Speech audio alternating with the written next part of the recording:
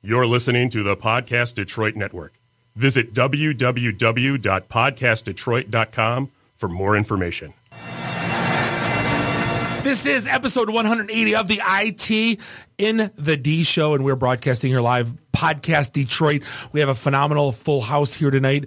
We have in segment 2, Andre Arbelaez, who's the CEO of HITEC. Just got back from DC and Cancun, has a lot of great stories about... and boy, are his arms tied. Hey! And then segment 3, we're joined by none other than Mark Pants, Jim Boella from the Mustard and Onions podcast. We're going to be talking about Marvin's Museum. If you don't know the story, it's going to be an interesting one. Also in studio, Jeremiah Dr. Hook from Daily Detroit, Matt Thompson from CBI. Should be a fun show. And Nuri, that's your cue. Oh, there's a cue for me here.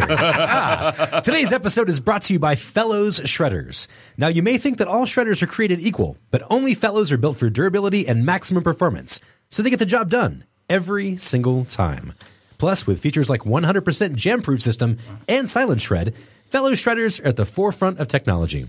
To learn more about the world's toughest shredders, visit Fellows, FELLOWES.com. Dave, you may fire when ready. The following program is intended for mature audiences. This is Max Headroom, and what you're about to witness is one of the most sinister-sounding intros to a trailer to one of the greatest epics ever. It's I Love the 80s, and this is 1980. This is Billy D. Williams. Bob and Dave and I are enjoying a Colt 45 right now. And remember, IT in the D, it works every time. Surely you can't be serious. I am serious. And don't call me Shirley. Just where do you guys think you are? The Library of Congress? Detroit? Beyond the sun? Any of those right? Take him to Detroit. No! No, not Detroit! No! No, please! Anything but that! No! I used to hang out at the Magumbo Bar. It was a rough place, the seediest dive on the wharf, populated with every reject and cutthroat from Bombay to Calcutta. It's worse than Detroit. You will never find the more wretched hive of scum and villainy. Then don't come! Shut up! Dig, you IT geeks. This is Dre DeMatteo from Sons of Anarchy. You are listening to IT in the D. So I got that going. So what happens when you tap the angry beaver in the bunghole? Exactly. Come on. Try.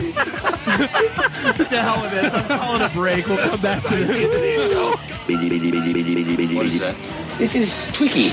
So you have no boots. No. You have no gloves. No. You have no hat. No. You have no scarf. No. You have no scraper. No. How long have you lived in Michigan? All my life. You, sir, are an idiot. I don't care. Discover Atari. And discover how far you can go. What's up, everybody? This is Billy Zapka. Sweep the leg. Listening to IT in the D show. No mercy. I may have to wipe the geek off. Bring me the boar worm. No! Not the ballworm! Hi, this is Martin Cove, John Kreese from the Karate Kid movie, and you're listening to IT in the D. Yes, Sensei! Are we at a break yet? Impetuous boy! Oh, well, who wants to live forever? Hi, I'm Ernie Hudson, and you're listening to IT in the D. All you nerds out there.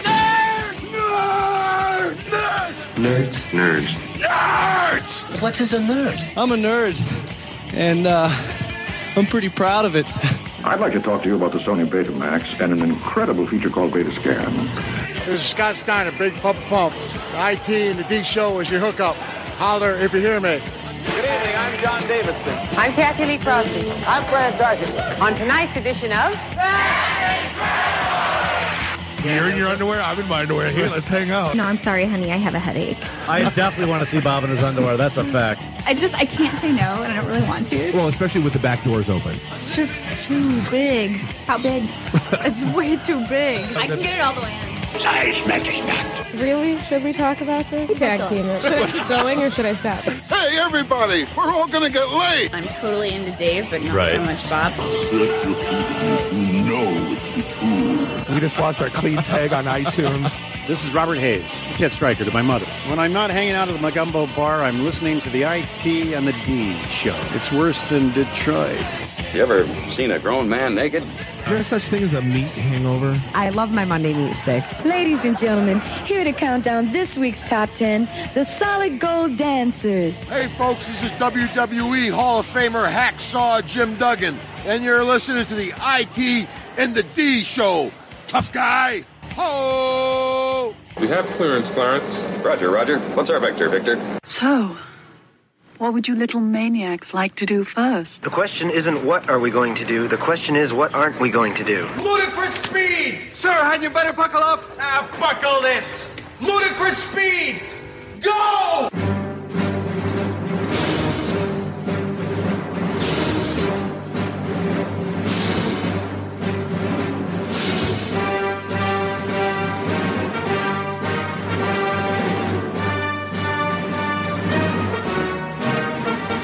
We are in the 80s once again.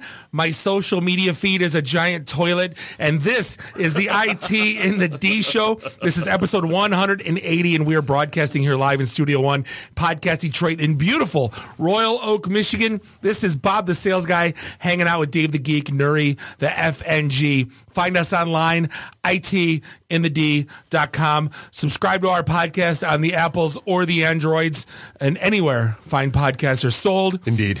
And follow us on social, Facebook/ITintheD. And thank you to Randy and Ian for filling up our Twitters. Shoot us a tweet at or hashtag or both ITintheD. Whatever you like. Randy will answer it, or Ian will answer it. He'll tell it which one. We're not looking. Bob totally uses social. You can tell by his use of the terms. I have totally, yeah. So the Twitters. The Twitters. We got a full house here tonight. We have an awesome guest lineup. Segment 2, as we said. Although we lost one. Oh, yeah. We'll talk about that in a little bit. Segment 2, Andre Arbelaez is here, the CEO of HITEC. Just got back from Washington, D.C. He's got a lot of insight into the IT space as we enter 2017. Also, Jim and Mark from the Mustard and Onions podcast here. We're going to be talking about Marvin's Mechanical Museum and a whole bunch in their podcast and a whole bunch of other fun stuff. And we're live. This is fun. But hey, last week we had an awesome event. It was the first time ever being at Nancy Whiskey's, and I just want to give them a shout out. Could not have gone any better on so many different levels. If you've never been there, it's in Corktown. It's behind the old Tiger Stadium, and it's someone's house, and it's the oldest liquor license in the city of Detroit, and it's just. There's a phone booth in there, like you could actually sit in the phone booth. There's no phone that apparently Hoffa used to use when he was like making his phone calls and handling his business and that kind of stuff. So a little bit of history. No, it's my kind of bar, and it reminded me of drinking with my uncles and my grandfather when you saw the liquor cabinet, and that's fine and dandy, but they would get all excited after a couple shots and they'd bring out the really good bottle from like underneath the bed. Yeah, you know it's a good night when the owner looks you square in the eye and said, "All right, you boys just stay right here for a second." Walks back into a back room, comes back with an amazing bottle of whiskey, and then wouldn't stop pouring them for us. But hey, keep up on our calendar, meetup.com/ITintheD. We're going to be in Royal Oak next month. We'll give you more details as that comes about. Yeah, on February 16th. And then we did shuffle a few other events around because we're going back to Nancy Whiskey a couple more times this year. I mean, we had such a great reaction from everybody that walked in and said, hey, I kept hearing about this place. I never made it down. Thank you for getting me here. Couldn't have asked for a better reaction. And there's other certain bars in town that just aren't happy with getting 50, 80, 120 geeks showing up and drinking. Right. Apparently that's not good enough for them anymore. Because they got them corporate dollars. See ya! They got them corporate dollars. Good luck on your Thursday nights that we always noticed there was never anybody else there. It's all right. But no, it's cool. Totally. Speaking of no one else there, we are down a set of guests tonight, as we mentioned. We found out via phone at around 5:30, 6 o'clock tonight. Yeah. That Iron Yard Detroit, you fall down, go boom. Yeah. Grand opening, grand closing. It is no more. See ya. So that's yeah. And on the foot of that, we are going to announce. We got a nice email today from the MEDC from the state of Michigan that we are launching the ITintheD Career Academy. We've literally been talking about this now, like for a year, over a year and a half, vaguely, thinly veiled terms for 13 months now. Yeah, but they got View Pearson certified. They got a certification center up and running. They have all the people. So we're going to be launching the ITintheD Career Academy in Flint. We're going to get people A+, Net Plus, Security Plus certified. And we're going to start to put the bat signal out for recruiters to put people in help desk gigs, get them started in IT, get people working, and keep them here in Michigan. And I'll stick a feather in my hat for that one. When you're getting training, you got to kind of think about who's giving it to you and what their motivations are, right? So, I mean, look at what we're doing, and then look at something like a shop that sets up and then closes down in 1 year. And then you go Googling and you find out that they've done this in more than one location, like Little Rock, for instance. Iron Yard opened. 1 year later, they weren't making the numbers they needed and they closed again, right? So think about where you're getting travel or you're training from. What happens to all those placement guarantees that they hand out? We'll put you in jobs for the rest of your career. Yeah. So this is going to be a no cost thing. I think it's just a commitment. State of Michigan's covering it. They're setting up the computer. Well, I mean, and it is. I mean, it's an extension of something we've been talking about for about a year and a half now, which is the Career Academy site. You know, it's vip.careeracademy.com/ITintheD. It's $29 a year, all you can eat to get the training. It's 1,100 and some odd courses. Ton of trainings. CISSP you can get. Well, the curriculum. And then you had to go. You know, you get all the materials, and you had to figure out how to do the cert. Yep. This now with this training facility or the certification facility includes the actual certification. So, yeah, I mean, just an outstanding thing. We're so happy to have this done finally. I mean, it's been, like I said, about 13, 14 months we've been trying to get this up and running. So we're very, very happy it's all finally coming to fruition. Can you cue the Godfather music, Dave? Can we? If you would have warned me about it, yeah. I should have warned you about it. Let's see. You mean, just talk about something else for one second. No, I'm going to start. And my social media feed, you know, and I keep up with the socials. I enjoy to see my friends' kids' pictures and their alcohol pictures and pictures of the sunset and when the leaves fall and your outlooks on life and your little jokes and occasionally your memes. I like memes. Dave, do you like it when I post food pictures? I love your food pictures, Mark. And I'm the Bob, by the way. You can't tell us apart, I know. But the social, like we always talked about pre-election that your political rants and posts do nothing. I wrote political pundit guy, don't be that guy, probably a year ago, foreseeing this, right? I had the Jedi sense. And what I'm getting right now is a bucket of toilet at every turn. And I do not want to be the guy that says I unfriended half my friends because I enjoy difference of opinions and I enjoy conversing with people that do not think like me. I think it's healthy and I welcome it in my life. But what I'm seeing right now is you're better off taking a picture of your morning grumpy and posting it across all your platforms, Twittering yourself on everything you own. Instagrams, you can do the special filters so you can bring out the true color of your morning crap. Right. But this is really all I am seeing, and it does no good. And you alienate. I talked to someone today, not mention any names. Their entire family is divided over this crap. And why? We're all going to be fine.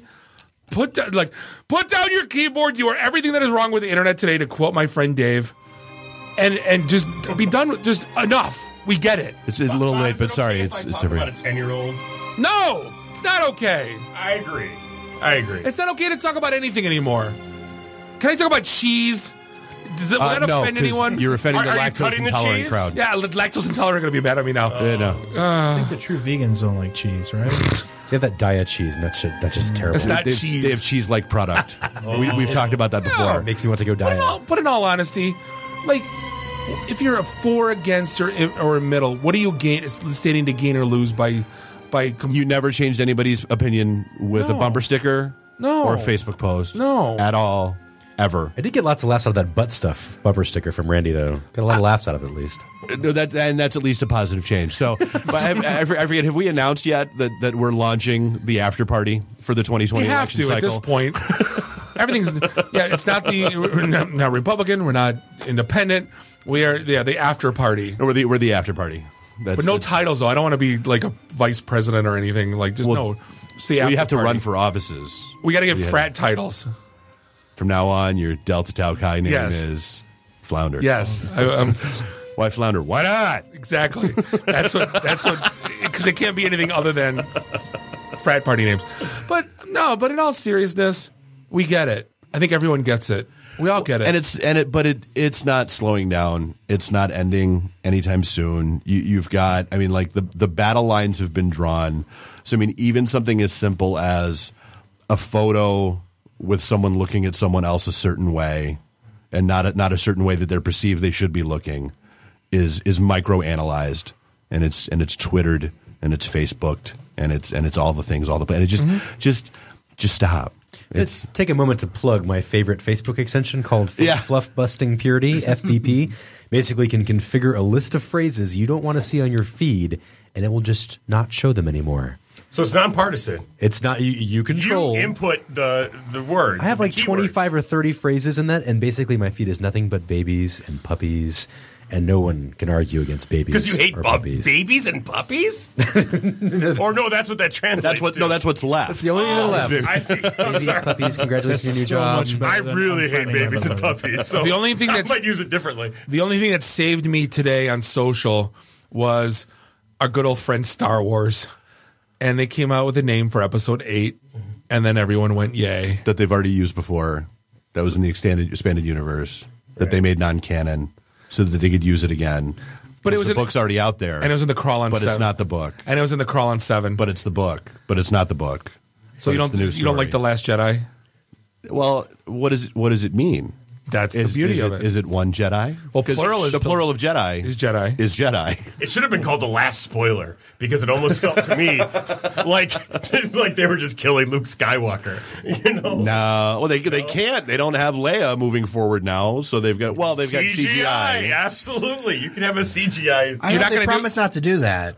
Well, money. You're not going to do that. Yeah. Can I just watch? Yeah, exactly. Can I just watch a damn movie every Well, no, she's the only one that actually signed away her likeness rights, so they do have access to her to do that.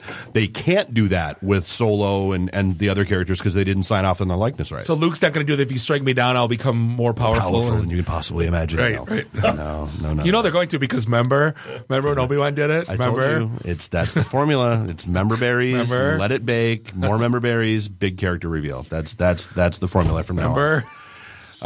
Hey, before we dive off too far, I do want to mention, so in addition to our monthly events, we've also got a couple of cons and stuff that we're going to be coming at. We're going to be at the Great Lakes Comic-Con at the end of February. We'll be hitting that, so check that out. We'll be out apparently we're going to be at the Detroit Music Awards, because that's where we belong, is the Detroit Music Awards. I'm going to rent a tux. It's going to be phenomenal. That's on April 21st. And, of course, we're going back to PenguinCon at the end of April. Yay. I'm going to rent a tux. It'll be the penguin. It'll be the penguin, yeah. For the infamous, it's always Bob and I, it's our birthday weekend. And as soon as, literally the day I created the event for it, we got comments asking how we were going to outdo what we did last year. So apparently we set the bar as us. I'll set up the bar. All right. I think that's we certainly set up the bar last year. I think the PenguinCon Awards would reflect that you guys kind of set the bar last year. We did, and then of course Motor City. We're all set and booked and going back for that one in May, and we're already kind of geeking about a few of the guests, and it should be fun. Shannon Elizabeth was announced today, so yeah, who still looks oddly the same. Good. I think she might be a robot. I'm not going to lie. If she's in Westworld, I'll totally date her. I don't care. So Nuri found this gem today about is it a script, or they call it a robot lawyer, to basically do not pay. Yeah, which is my favorite thing I've read all week. And basically, it submits a 20-year-old college student wrote a website that you go to it and you input certain. It asks you questions. And he was basically pissed off, right? Because I think he got a ticket. And I mean, everyone's in that situation. They park somewhere. The signs are ambiguous. Nobody really knows what's going on. So he goes to Stanford and he goes to San Francisco a lot, and he got just a buttload of parking tickets. Exactly. So he basically created this algorithm or something that generates letters to send to the city. And they let him off. And so he brought this to the public. And apparently it's 65% successful, or 60%, which is actually more than actually hiring a paid traffic attorney to try to get you off. That's amazing. It's great.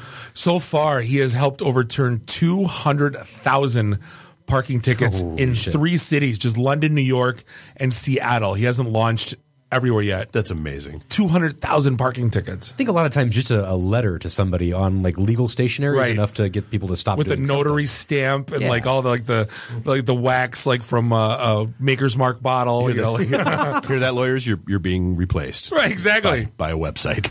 Well, isn't that? You think they rewrite all that stuff every time they use a script and they add the keywords? Well, and that's why they're being replaced because Microsoft Word, find, replace. Exactly. You know, are we going to talk about? I'll say the one thing I never even knew about it existed, but apparently, do you use DuckDuckGo at all? I do. In fact, when you're on the dark web, like what I hear some of my friends occasionally do, there is, when you type something in, it doesn't go to Google, it goes to DuckDuckGo.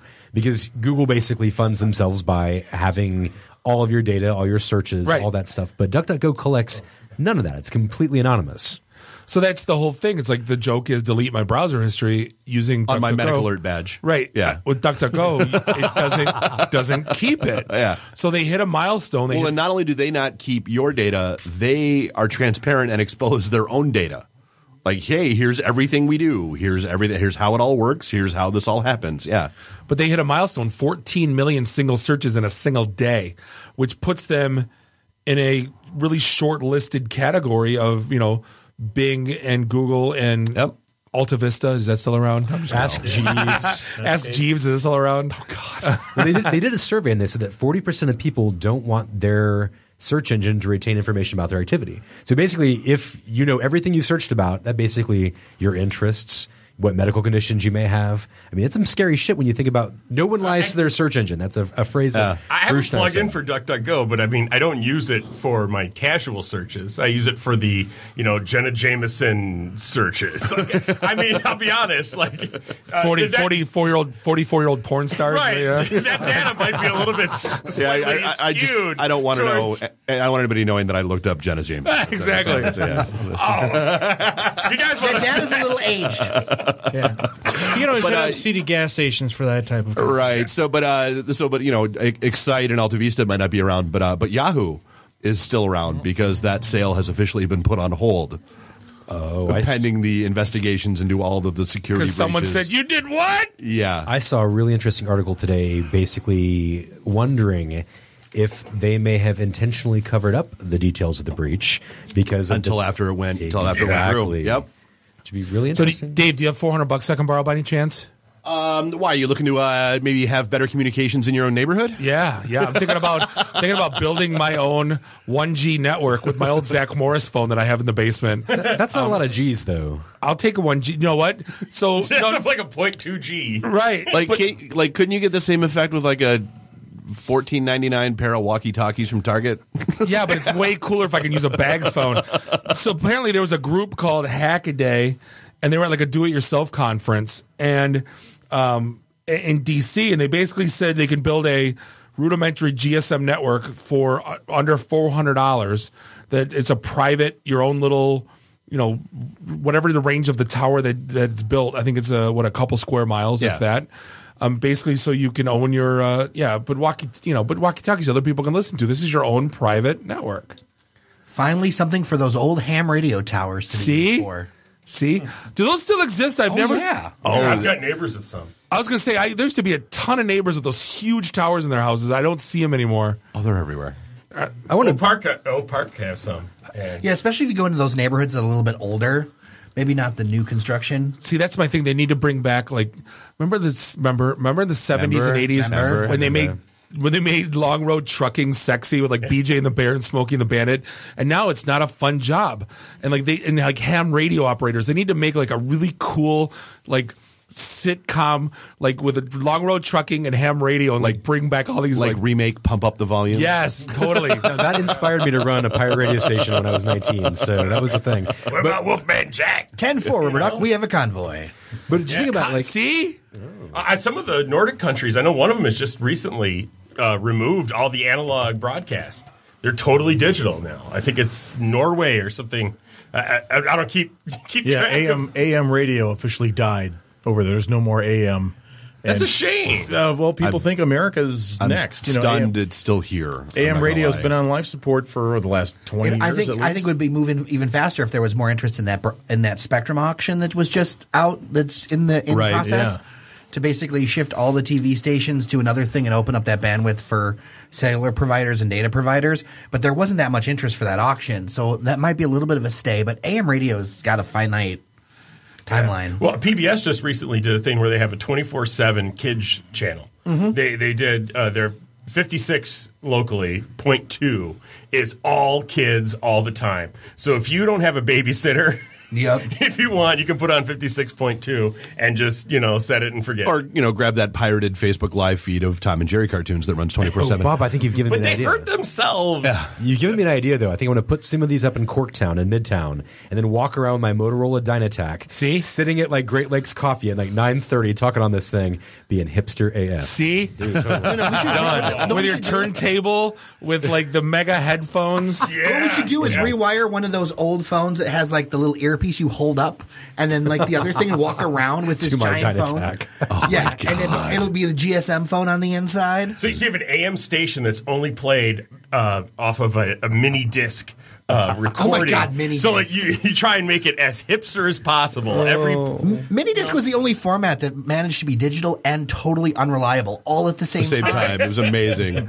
I forgot the story I wanted to get into after the do not pay thing with the lawyers. Possibly the dumbest lawsuit that came out this week is the class action lawsuit that someone filed against Apple because Apple should be able to prohibit you from texting while you're driving. Who did this lawsuit? California. Some dipshit in California. What lawyer accepted it? Probably somebody who advertises at 4 a.m. would be my guess. I don't know if this isn't how somebody who's going to be replaced by do not pay. Right. Because question 1, how do you know who's driving, Apple? How do you know if what about all the people I'm the driver or the passenger? What about all the Uber drivers that use the map functionality? Well, they're not. It's texting only. It's texting, so it's SMS only. Block texting. So then I'll use WhatsApp. Right. And then I'll use Facebook Messenger. But it's even worse than this, though, because the class action suit wants basically California to stop selling all iPhones until it's resolved. Until this is resolved. Because I'm not going to use Android. Because that makes sense. Yeah, it doesn't have that functionality. 17% market share. Let's go after them. But yeah, so that was the genius lawsuit of the week that I absolutely loved. Someone's like, well, you put an NFC chip in the driver's door and in proximity band. I'm like, so Apple's not making cars. So now how does that happen? And how do you figure that out? And what if I'm in my car and it's parked? So can I eat a Big Mac with the wrapper in my eyes while I'm driving? While smoking. Okay? Right. And putting on your makeup, too. Totally put on my makeup. The Revlon dashboard, absolutely. Personally, I need an app that if I set down a fast food bag that's heavy enough to put the seatbelt tag on when I put it in the passenger seat. If I've done that before. You know where I'm going, right? Everyone else is looking at me enough fast food to it automatically drives you to the gym. Yes, that's what I want. Now that's something that will help me out. This technology will not stop me, but that one might be good for me. Can we talk about our favorite security expert this week? That's where I was just going. God bless this guy. It's amazing. So there is a computer security expert who had his laptop stolen this week. Which sucks. It happens a lot, right? Even if you do your due diligence and put things in the trunk or try to hide it, you still may get your car broken into. You still may get your laptop stolen. But you stole the wrong guy's laptop this time. You kind of did. So basically he had remote monitoring. Well, the dumbest person in the world stole this guy's laptop. That too. So he had remote software installed on his machine. I think a lot of IT professionals do, like I do with my family. Like, so if my grandmother calls me and is like, Nuri, it's doing something weird again, I can VNC into my grandmother's computer and fix things, right? So basically he saw his laptop popped up on the network and they were logged in. And what's the first place that this person goes to? I believe it was Facebook, if I recall correctly. Yeah. She went to Facebook and logged into her account and then left her account open. And then walked away. So this guy goes through all of her contacts, starts messaging everyone that's in her messages list, grabs every phone number he can find, grabs all of her information, all of her pictures, all of her everything, starts sending messages to everyone in her contacts list going, look, hey, here's the deal. This person is talking to you on a stolen laptop, and I'll give her one chance to go ahead and basically give it back to me before I rain hell. And it's not even a big deal because laptops are what, $400 these days anyway. Principal. Right, totally. Principal. Before I rain hell. Shame publicly worth more than $400. Oh, absolutely. New laptop. So needless to say, he got his laptop back. She shut down not only her Facebook account, but all of her publicly listed phone numbers, her cell phone number, and has gone dark. There was an interesting comment here, though, that said that what happens if this person was just some unwitting person who bought it from a pawn shop or off Craigslist? Even then, you are still in possession of stolen property. Right. True, but totally. I mean, if they come clean with it, I think people would be like, oh, okay, well, that sucks for you. And you'd think instead of her deleting it, she admits guilt. She goes, hey, I bought it off Craigslist. Just a CYA moment. Yeah. Right? Obviously, she's not the sharpest person on the planet. Right. You'd make up some bullshit story to like absolve yourself. Yeah. And now you're ashamed, and now you're a national story because we're talking about it on the IT and the D show, and now everyone hears it. I call shenanigans. You're a pawn star at that point. I call shenanigans because any self-respecting IT security professional, there's no way you'd be able to log into said IP or into the PC. It would be locked out with passwords and encrypted and all the way down with fingerprints and everything else. There's no way you'd be able to log in. Even a basic login. Because we don't know any plumbers' houses who have leaky pipes. Yeah. Really, we don't. Really. Not even my PC. Really? I mean, you'd have to do at least some rudimentary hacking to get to the OS. This is either a honeypot. Whose PC doesn't have a screen lock? And I've got full disk encryption on mine. You're not. This screams honeypot all day long. Where this guy would left it at like a train station or something else to see what would happen. Possible. Because we don't know. I mean, there's it's like those security guys that we know. Foreign video that was out a few weeks ago of that guy who put his phone out there with some software, his Android phone, and then followed this guy's life. Yeah. Through it, and he did like a 12-minute documentary about it. No, it's a stolen bike videos with a rope. Those are my new favorite hotness. Yes. I could watch those all day long. There should be a TV station. I do. Well, they had the old stolen car, the trap car. Videos where they're like, they'd get. Did you see the one where all the neighbors knew? Oh yeah. So the guy's rolling down the street. And he's all thinking the neighbors are like, that thing's stolen. Get out! It's like, oh my god! And he goes, I knew it was stolen. They're like, why do you keep driving it? I've seen the bike videos. After about 3, you start to feel bad. The dumb criminal though. And this this from the Have You No Shame department. So ransomware hit the St. Louis library system, and they wanted what was it, $36,000 I think to unlock it in Bitcoin. What kind of a jackhole do you have to be to hold up a library? To hold a library hostage? Doing it to hospitals. That's the other thing, right? We talked about this several times. Okay, but hospitals. They're profit. They make money. Profit corporation. The data's valuable. Who needs computers in the libraries? People that don't have access anywhere else. Job application. Yeah. Oh yeah. That are looking up Jenna Jameson with their DuckDuckGo plugin enabled. And so, what are they doing instead of paying the ransom? They're scrapping their entire network and rebuilding it from scratch, which may take several weeks. But good for them. And at what cost, though? Probably less than $36,000 would be my guess. A bunch of kids missing internet access for 6 weeks. Yeah. They'll live. Speaking of internet access, we're going to take a quick break. And we're going to be back in segment 2. Andre Arbelaez, CEO and president of HITEC. This is the IT and the D show, and we'll be right back. IT in the D. Read, meet, listen. Networking Detroit, one beer at a time. Hey, this is John Schneider from Nip Tuck Smallville, the haves and the have-nots. Oh, Dr. Quinn, Hot in Cleveland, Secret Life of the American Teenager, and just about everything you can possibly imagine. And oh yeah, the Dukes of Hazzard. You're listening to Bob and Dave. It's the IT in the D show. ITintheD.com. Welcome back. This is segment 2, episode 180 of the #1 podcast on technology podcast on SoundCloud this week, or we should be. Who knows? Except they changed our algorithm. I stopped. I'm mad at them. It's all right, though. Thank you for listening. This is the one and only IT and the D show, broadcasting live here in Podcast Detroit, beautiful Royal Oak, Michigan. It's Bob the Sales Guy, hanging out with Dave the Geek, Nuri the FNG. Find us online, ITintheD.com. All the things. Exactly. Hey, before we dive in with Andre, though, because I know that's where we're going, this segment is brought to you by HostGator. Entrepreneurs, it's time to claim your brand online. Whether you're a first-time blogger or an experienced web pro, HostGator has all the tools you need to create a website that's beautiful and powerful. From design and marketing services to intuitive website builders, HostGator is with you every step of the way. With hundreds of templates to choose from, HostGator lets you easily design a site that's perfectly customized to your audience. If you ever need a boost in hosting power, HostGator offers cloud, VPS, and dedicated server hosting that can easily handle maximum visitor traffic. If you need help, contact their 24/7 friendly live support anytime via live chat or email.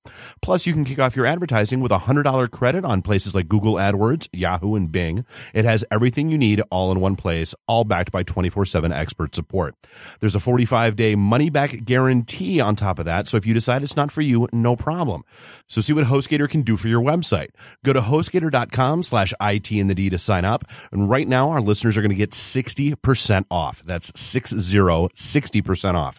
Just go to HostGator.com/ITintheD, and as always, we thank them for their support. We hope you're going to check them out. For nothing but good things about them. Yeah. For 60% off, I think I'm moving my hosting. That's awesome. That's a lot. That is. We drink the Aftershock before it gets warm? Yeah, absolutely. Aftershock. So Dave brought in a bottle of Aftershock, and I was regaling folks with stories when I was 17 and would break the bottle open to get the crystals out. Sure. Dude. Yeah, good times. Good times. So we are joined. This is a third-time offender, and fresh off of his Washington, D.C. tour, Andre Arbelaez, the president and CEO of HITEC, is in the house. What's going on, Andre? Crazy times, my friend. Crazy times. It is crazy. What the heck's going on? You were in D.C. What the heck was that like? It was a mixture because Wednesday, Thursday, Friday were all inaugurational events. And as you know, Saturday was the Women's March, which is pretty much on the opposite side of that extreme. Hey, my aunt was there, actually. Yeah. She went with her daughter, my niece, yeah. Yeah, so it is. So you had one like crazy protest with 250 arrests and zero arrests. Yeah. Like a nice one and a bad one. Yeah, it was a little crazy. I mean, it was every street was closed. The massive police presence was there. And it really, put consequences on what the election did and what we're doing as a country, and we're trying to, from my role, trying to make sure from technology. I would assume the Hispanic Information Technology Council is taking a close eye on We've things. had a very close. Hold on, let's do a shot first. I'm sorry. Cheers. It's not going to sound on the radio, but to a good year. Welcome to 1980. That's it. We are drinking our shot now. And now the politics. Yeah, exactly. Yeah, you thought politics left a bad taste in your mouth. That tasted like the Reagan era. Yeah, but to give you an idea, I work during the day. I'm the chief strategy officer for a Mexican IT firm. We had our strategy meetings in Cancun Sunday through Wednesday, and that was even because we're very closely watching what's happening with NAFTA, because we leverage that. We do a lot of IT solution work for some of the biggest companies in the United States, from Southwest Airlines, GE, Walmart, Anheuser-Busch, Staples, Burger King, Tim Hortons, blah, blah, blah. A lot of restaurant chains now, right. Brinker. And it is the importance of nearshoring and providing solutions into Mexico is a very popular model, even where the Indian companies are now heavily investing in Mexico. Interesting. So it's one of their ways, because you can move employees back and forth without the H-1B visas. Right. So it provides a unique angle to the nearshoring model. And so, but even down there, trying to address what's happening here in the U.S., not only from a technology perspective, but in a political perspective, is very challenging, because there's not a lot of faith in the new administration. And my role is always try to work with both sides. I have some strong friends that are on one side and strong friends are on the other. And it's a difficult and what we're calling a super hypersensitive time. Can you be proactive at all, or do you just have to simply be reactive? No, you have to be proactive. The attitude that I carry, and I think a lot of people that on my board and the membership, is you got to be involved. If you sit back, nothing's going to happen. You want to be at the table. I had the great fortune last Thursday. I had lunch with the outgoing CIO of the United States, Anthony Scott, who worked here at General Motors. He was CTO at General Motors, and then went on to become the CIO of Walt Disney Company, Microsoft, and then VMware thereafter. And even he expressed disappointment in the transition process.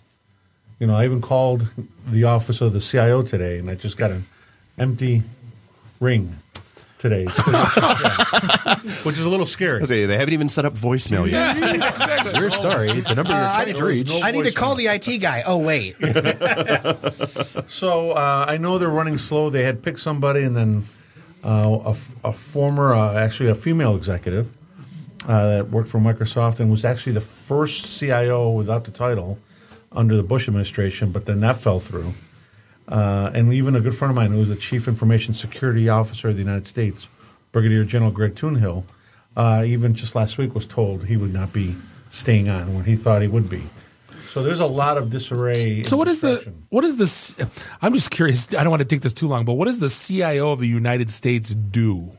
Well, he's oversees an $80 billion federal budget. That's a B. So he oversees IRS, all that, or is he? Every single government department falls under his auspices. So he spends a lot of time with Congress, getting money and providing. There's a lot of work going on in cybersecurity, and then there's a lot of work going on to build talent within the government. They have a program that they're working on called Scholarships for Service, where if you commit to particularly in the area of cybersecurity, you commit to work for the government for 2 years, the government will pay for your college. So that's actually transitioning through they're planning on transitioning that into the new administration. So from technology is such an important part of the United States government. Obviously, we've heard all the hacking issues. When they raided the Chinese had raided the office of was it OMB? OPM, of Office Personnel Management. Stole those records. That was a huge issue that they woke up to, and so there's a heavy emphasis on that. But it is the next administration's got to step up to it. I look in my organization, the Hispanic IT Executive Council. We have many cybersecurity executives. As a matter of fact, even a new organization has started specifically for. It's called the International Consortium of Minorities in Cybersecurity Professionals, and it's a growing community of technology executives focused on cybersecurity because of how big the market is. So it's important to be at the table, not be throwing, grenades at the administration, but being engaged because it's still our country. So we've got to be a part of it. And that was a conversation we had in the green room, and you were talking about how, hey, you just put out a simple post, I think it was on Instagram, just said, hey, enjoyed my 8 years with the Obama administration, looking forward to working with Trump, and you got a little backlash. Like, how do you, you can't. Yet another way where it's a hypersensitive world right now. Correct. Yeah. But I mean, do you have to answer that, or just keep moving along, or I guess what's you gotta, I have a constituency, so I'm challenged by that in upholding, the will of everybody, which is almost impossible. Sure. There's right now what I call a lot of intellectual dishonesty in the aspect of a lot of people are driven by emotion, not necessarily by fact. In the Hispanic community, everybody's freaking out about, Trump's going to do this, but they don't realize the moment you say, well, Obama deported 2.7 million Mexicans. He was known as the chief deporter. Then you wait, what? That's a fact. And so you try to work, in reasonable terms. And as a matter of fact, tomorrow I'll be in San Francisco, working with a lot of leaders that are, not very supportive of the new administration. But you got to keep trying, and at least you got to say we got to give it a chance. Well, you don't have to be a fanboy, but you at least have to work across the aisles. And if I may, online, everybody's equal. Everybody is. There's no ethnicity online. When you're online, you can create your own avatar. You are not necessarily white or I mean, I'll be honest with you, we're pretty identifiable. We wear our colors with pride, but in a way that we're proud to be American. Sure. We do events where we'll have singers come in and they don't sing La Bamba. They sing "I'm an American" by Lee Greenwood. Yeah. So that is one of the great things about the Hispanic community. We assimilate very well. We are very happy to be part of this community. You're never going to see, some terms that may be used in other communities against the United States, we are very pro being American. We love being here. We love the opportunity. Right. We embrace it. We just want to see it be better. And sometimes, there was the tolerance issue, and so, we got to make it better. Unfortunately, when Trump did say the things about Mexicans and didn't clean it up well when he was talking about illegal immigrants, it created a problem for our community. Even though about 32% of us voted on the Republican side, and that was a big challenge. But if you break down who the community is, we have two types. You just can't say Hispanic and group them in one world. We have what we call South American Hispanics, and then you have Central American Hispanics. One's transactional, one's strategic.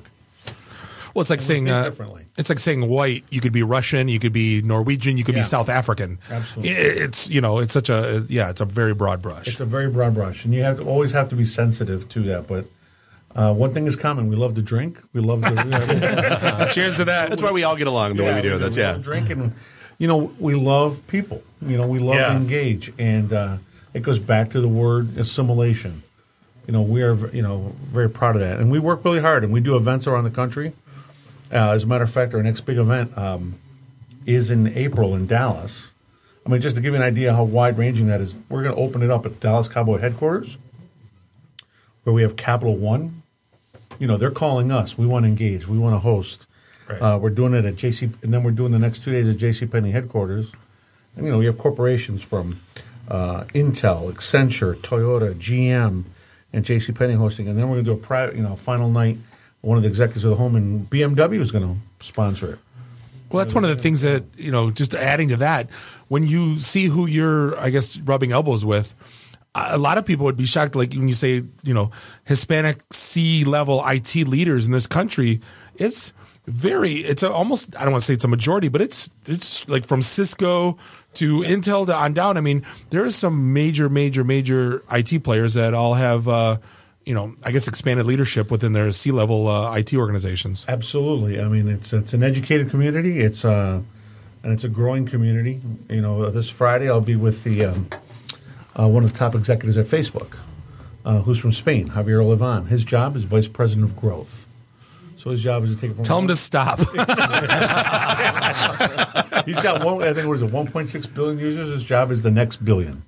That's your job. Enough. The next billion. Yeah, if you look at the unemployment rates, they're 0% or less for IT security. And so when you look at transitioning from manufacturing and all these other kind of traditional entry-level jobs, they're moving IT security. You have to look at some of these other groups like minority groups to come in and backfill that. And because they have so much opportunity to, you can go into a lot of different things when you go to college, but when you get into these single track programs like you guys were talking about, ITintheD, these are the ways that we're going to fill these jobs that are so important in America. And for me, that's exciting to see going from traditional manufacturing to IT security. And it's super important that, to train Americans to do these jobs. Mm-hmm. We always talk about what innovation is the number one export the United States has. But the weapon behind that is the H-1B visas. Yeah. And that's not a great story. And I can tell you, when I stay at hotels in Silicon Valley, I walk out every morning for breakfast, and it's full of Chinese and Indians. And that's not to denigrate them at all. It's just to point out that it's not American. Yeah. And that narrative is what was important in this last political season. How are we taking care of our own? I think you heard that right in the stump speech or in the inauguration speech, America First. And, that resonates with me. And I was born and raised here in Michigan, and I want to see my community succeed. When I say my community, my Michigan community. Yeah. So how does anyone get involved with HITEC? Are you doing anything local? Is there volunteer opportunities? I guess what's a good step to get involved? Yeah, we're working on doing a Detroit event. I'll give you a most recent example. The highest ranking executive at General Motors in charge of the connected vehicles is Hispanic. His name is Santiago Chamorro, and he's a senior vice president of the connected car for General Motors. Nobody knows that. Why? Because GM released a press release only in Spanish. We say in Spanish, que pendejos, but it's, I don't speak Spanish, but I'm sure it's funny. It's not good, Bob. I mean, it was really upsetting for me when I went to meet him, and I'm like, this is a problem, and that is something that, here he is. He reports directly to Mary Barra. He oversees all the connected vehicle technology. Talking about the next 10 years of your company. Yeah. Or the chief digital officer of Mercedes-Benz here, Rodolfo Dominguez. So you're seeing a lot of in the automotive community, you're seeing that change. And so that's why we got now General Motors, BMW, Mercedes, and now Toyota coming on board. Because that technology that's even homegrown in Detroit, or the need for it, is the number one thing we have to do. Because the number one thing that I get irritated by is when I fly to San Francisco, it's full of Detroit executives going to their new headquarters, and we're sourcing the technology out of Silicon Valley instead of Oakland County or wherever around here. We got to work harder at that. And I met today with the chairman of the Board of Trustees at Oakland University specifically to try to address this problem.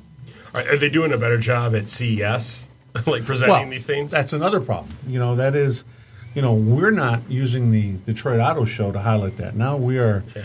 Everybody's got to be in Vegas the first week in January, and then they're back in Detroit for almost the same show. He said, everything we heard said that CES, like a huge chunk of that was automotive. In fact, opening night, they were like, I was in Vegas yesterday, and here I am today. And in fact, even next week, or next year, the auto show is shifting a week because of that. And there's a lot of talk about moving the auto show even into the spring in order to try to make it. There's a debate on both sides on whether or not that's a good idea. And they say but that's the chatter. Weather.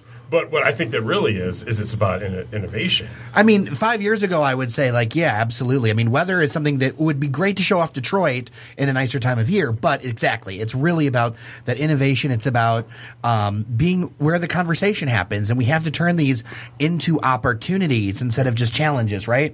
And get out front of the ball. That's one of the things, for me, I sometimes get impatient with, you listen to this podcast. Mm-hmm. I get impatient with leadership in our region for a reason. We need to take action. And I'm glad that there's folks like you taking action, getting involved to bring some of those jobs right here. Well, it's a real simple statement, and it came from a Detroiter at the time, Lee Iacocca.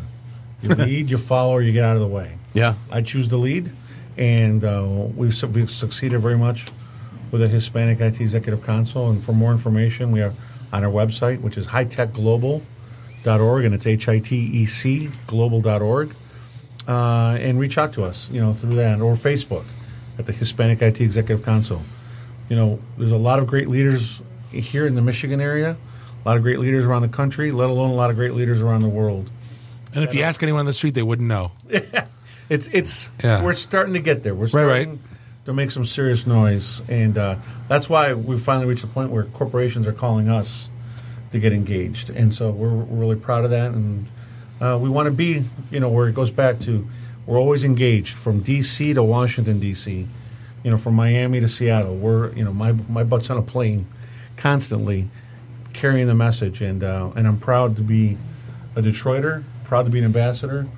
And I say I'm always keeping it real from the 313. So. And we're proud to have you on our show, Andre. Thanks, No, seriously. Andre, it's always a pleasure. We thank you for coming out. Safe travels to San Francisco tomorrow. And you're welcome back anytime. Thanks. All right. Andre Arbelaez, HITEC. And we're going to take a quick break. We're going to be back with Mark and Jim from the Mustard and Onions podcast. This is the ITintheD show, and we'll be right back. ITintheD. Read, meet, listen. Networking Detroit. One beer at a time. Hi, I'm Brittany Daniel from The Game, and you're listening to ITintheD show. ITintheD.com. Welcome back. This is segment 3, episode 180 of the one and only ITintheD show, broadcasting live here in Studio One Podcast Detroit in beautiful Royal Oak, Michigan. This is Bob the Sales Guy, always hanging out with Captain Soundboard, Dave the Geek Nuri, the FNG. Find us online, ITintheD.com, everywhere. Do the Shatner style. ITintheD. Right. .com. You say sabotage.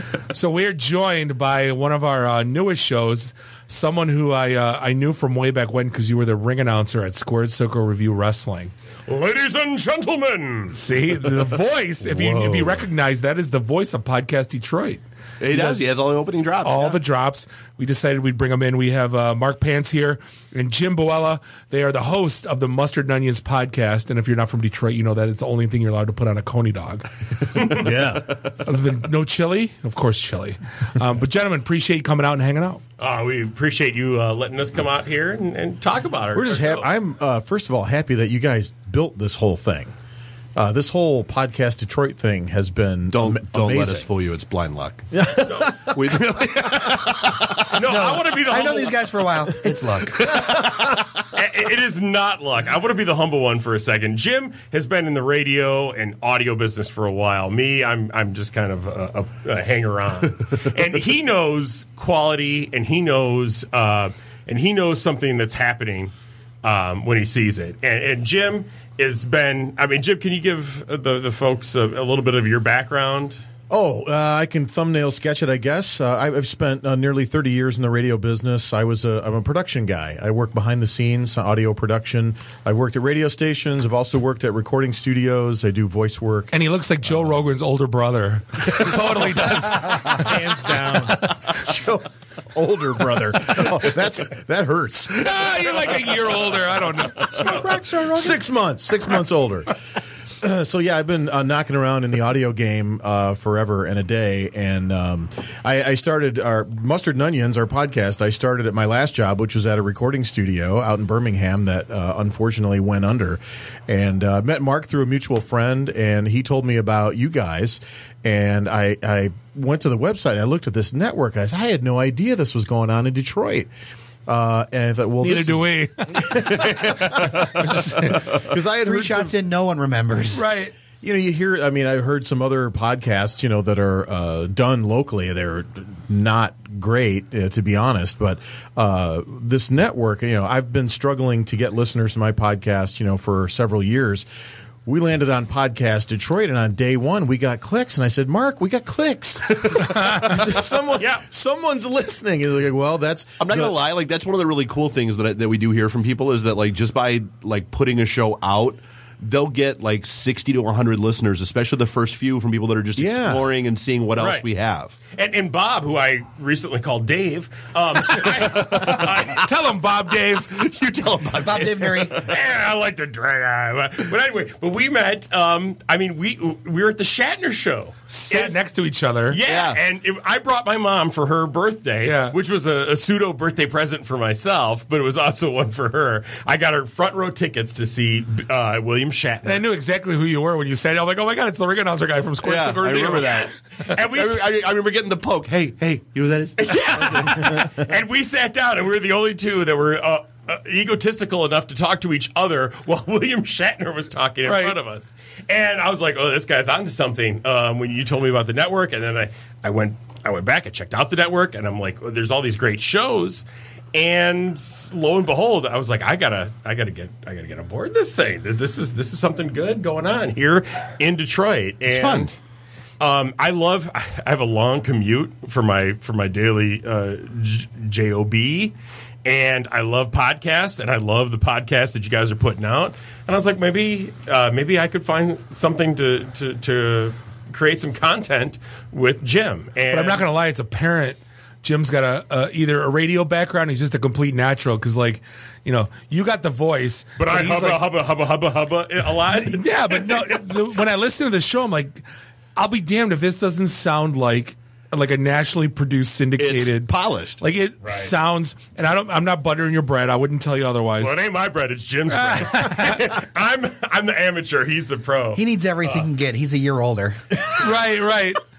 Damn Joe Rogan. And looks like Joe Rogan. Right. But no, it's phenomenal. And you guys, between, I think you're witty as hell. And then, between that, it's a fun listen. Like it's, it's better than 3/4 of the crap that's on regular radio. Right. Well, one of the things I thought that would be probably more than that fun for your listeners to listen to is all of the great stuff going on in Detroit. I mean, right now, let's not fool ourselves. Detroit is having a renaissance. They called it the Renaissance City in the 80s, and that may or may not have been true. They were early, a little early with that. But right now, there's like a serious renaissance going on in Detroit.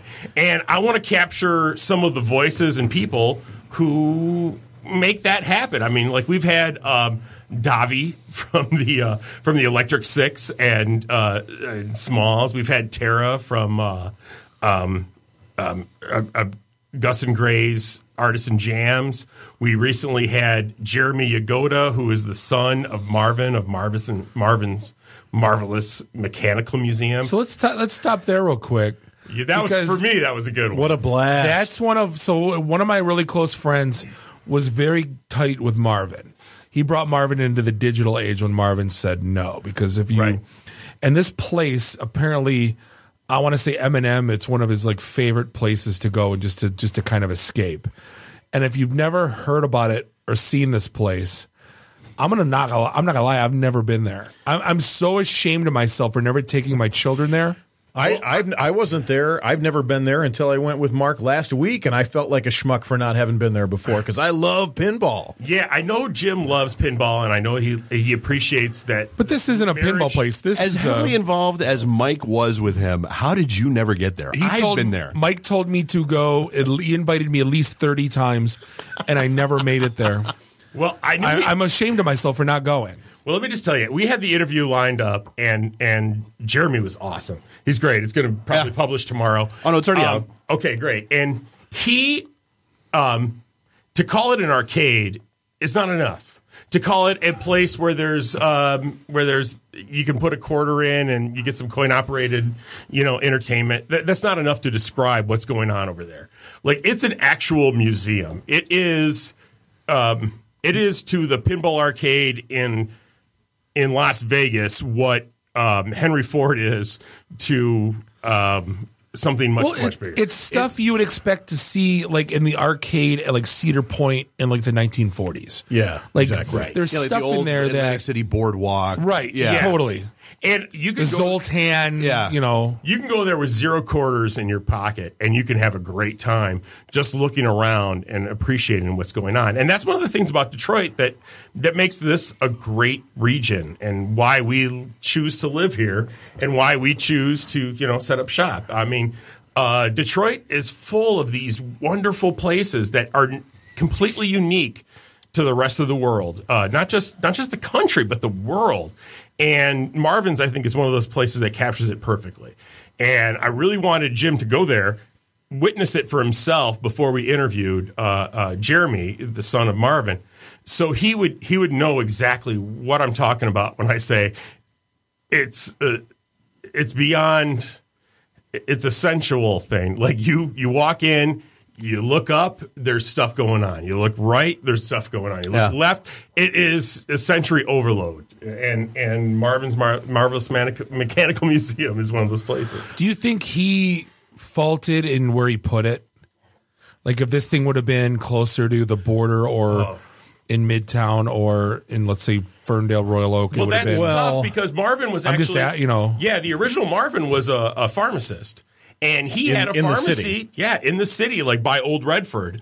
And he closed it down 2 years ago, 2 years before he passed away. I mean, he just recently passed away.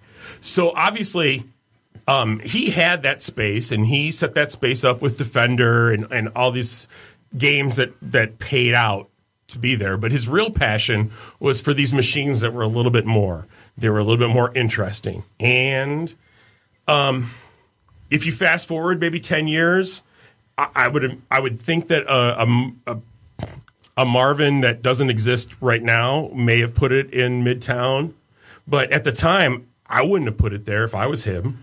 Yeah, I mean, think back to Detroit 2 to 5 years ago. Would you have put something like that downtown? Ferndale-ish, I would have. Well, but not downtown. No, that's no. Yeah, and I'm a big Detroit lover. My parents are still in Detroit. In the home I grew up in, and I still have a passion for the city, but I understand like why you maybe wouldn't do that. Times are changing, but You know, if all things were equal, I would not do it. So I mean, you know, so it was your first visit there. Like, what jumped out at you? Like, what blew your mind the most as you were walking around? Well, I'm a pinball nut, so the pinball row is the first thing that grabbed my eye because not only does he have most of my favorite machines from the 80s and 90s, but they're in immaculate shape. They've been beautifully maintained, and they look like they just came out of the crate. That grabbed me right away because where can you go to play pinball anymore? Yeah. You know, there's if you love I've owned pinball machines at my home before, but I like to go out to play. You know, it's like go out. There's other people. Mark and I ran into some other pinball nerds, and we struck up a conversation. It's just cool to have. You know, I can't afford to have 30 games at my house. So we got to play Addams Family and Medieval Madness and, Ghostbusters, Star Trek. I mean, it was fantastic. You can't do that at home. I love the experience, and there just isn't anywhere to go anymore. Marvin's is a one of a kind sort of mecca for this sort of thing. So, and then obviously the corollary to that. So, like, what? If people haven't listened to the show from yesterday yet, what came out in the interview that was a good interesting tidbit or a good note that came across? Well, Jeremy talked about his dad. You know, his dad had this vision and he had this passion. And even though his wife didn't like the fact that he kept all these junky machines around the house, and his son, who grew up and went into business, was like, hey, Dad, I think you need to move into modern times and let go of this. And his dad was like, no. He had a singular vision. He never let anybody push him off the track.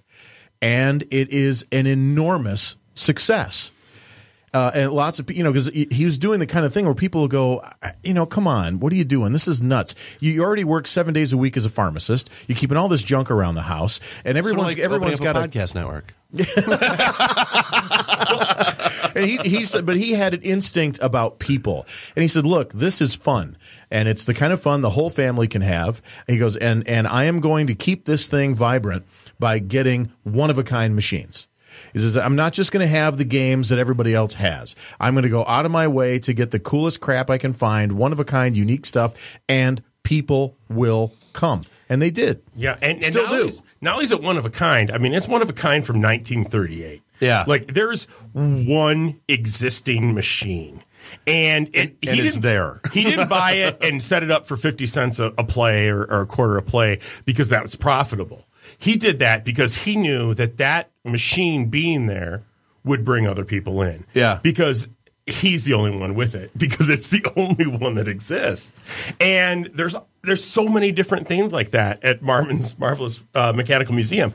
I mean, they've got stuff that's like medical machinery. You put a quarter in it, and there's a hose that you put on your back, and it massages you, and it makes you better. It doesn't make you better, but you know what? It does. But all the I don't know, Mark. Stuff it made you smile. Well, it made you smile. I saw you. You just like slapping that thing on my back, Jim. But that made you smile. I was not very happy with the whole thing. But I mean, like, there's all these things that are one of a kind, and they may have never been produced more than once. Yeah. And he also has items that were new, and they show off all of the gears. Like you've got Leonardo da Vinci created animatronic lions. Yep. And you've got the was it the chess Turk or something like that? And it was an automatronic automatronic. Yeah. Thank you. It was a Turkish man that was a robotic thing that played chess, and people were amazed by it. Well, the moves were all done by a person underneath. Yeah. But the actual movements were very much real and done by gears. And he has stuff that it's all exposed. The gears are exposed. You see how it happens. So he's not trying to fool you. He's not trying to say, like, this is a magic man from Turkey. Right. He's not trying to say anything like that. But he has bought, specifically, Marvin did, he bought machines that you could see how all these things work, and it's beautiful to see. There's so many different gears. There's so many different levers going on, and to me, that's an awesome thing. It's really cool to see how all these things operate and work naked. And there's not only does he have that, but he puts mirrors behind it. So you put a quarter in it, you check it out, and you can see all the gears turning. You can see them coming up and down, and you can see how it makes the figures above move. And you can watch the torture that took place during the Spanish Inquisition in miniature. Right. Or you can see a man vomit from too much alcohol. I mean, it's got it all. But for me, like as a nerd who appreciates those kind of things where analog meets digital, there's nothing better. Well, yeah, because just specifically that whole the Turk chess machine was something that back in the day was like a Barnum and Bailey, P.T. Barnum circus thing. It was it was the mysteries of the Orient coming around, and they didn't tell you there was a guy under the table that was doing stuff. But I mean, watching that machine work, blew people's minds back in the day. And just the machine working, I think is interesting. It's still amazing. But it's still amazing because you think about it, it's 500 years ago. They also have stuff from P.T. Barnum where they have it's a giant who's maybe 11 feet tall. His whole bust is 11 feet tall.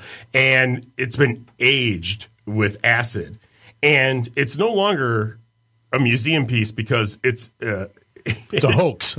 Yes. It's a total hoax. So at one time it was like, oh my gosh, this is amazing. We have this giant petrified. Yeah.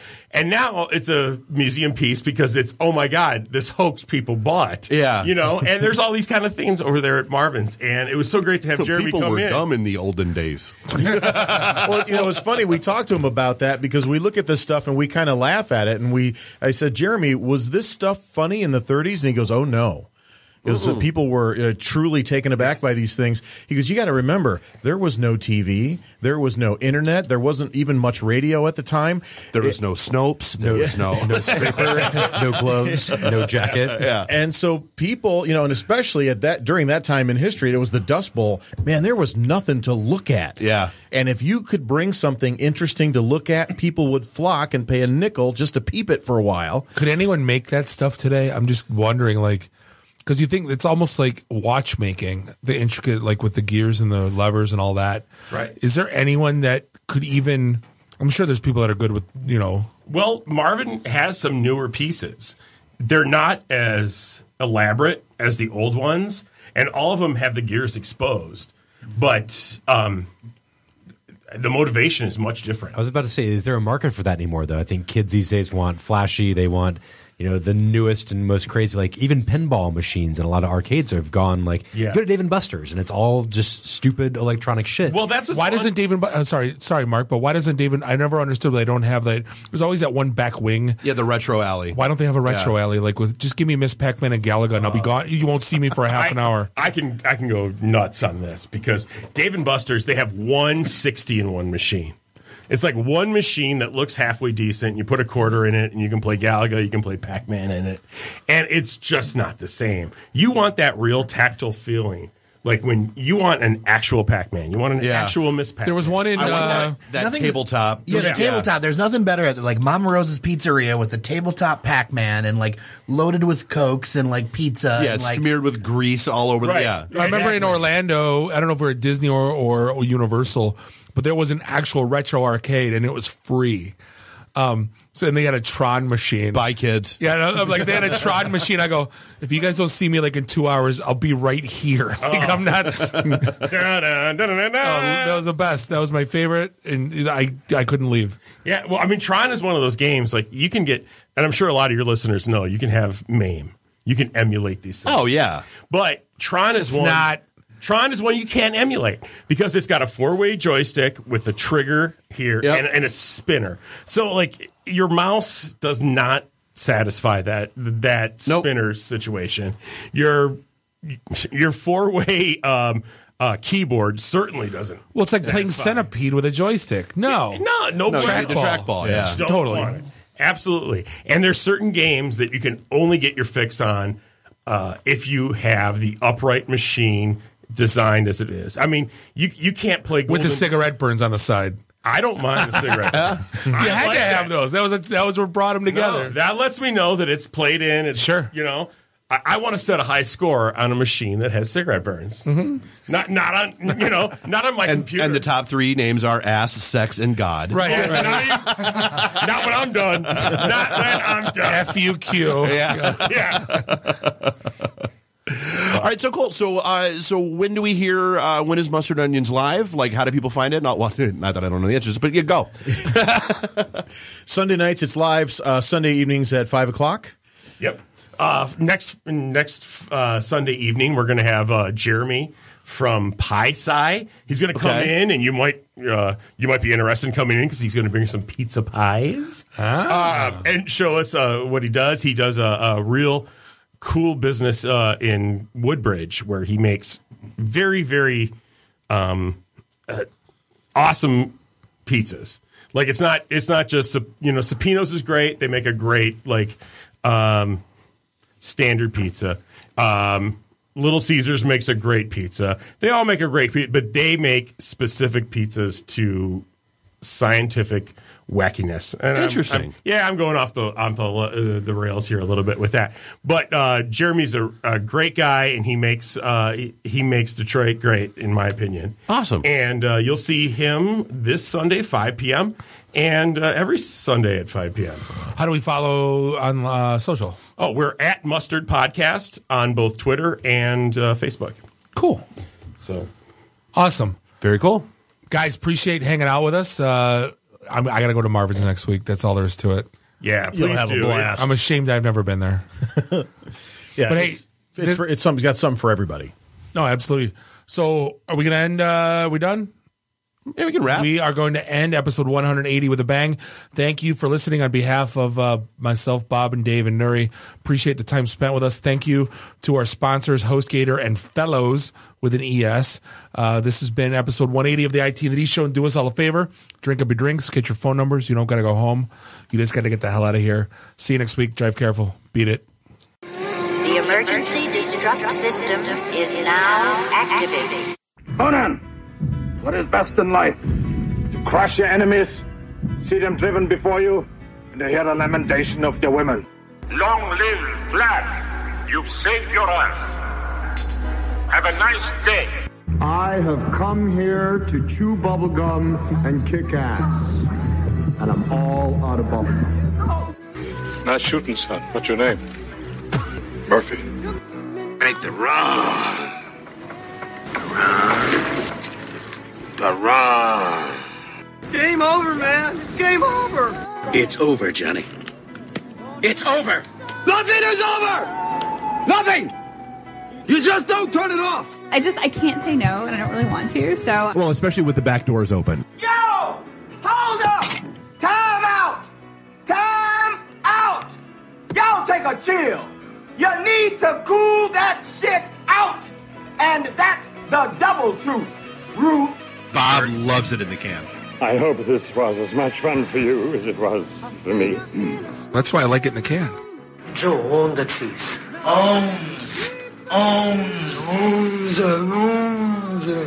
Bear me. My job is to make sure this program is morally upright and cultural and wholesome. Shut up, Mimsy! Shut up, Mimsy! Shut up, Mimsy! Why would Buick put their cars next to the Bentleys? Why? That's not marketing. The alphabet. It's brilliant. Yeah, I can't take that position. That analogy sucks because it's right. Because you're getting your 8-track tuned up. Are we at a break yet?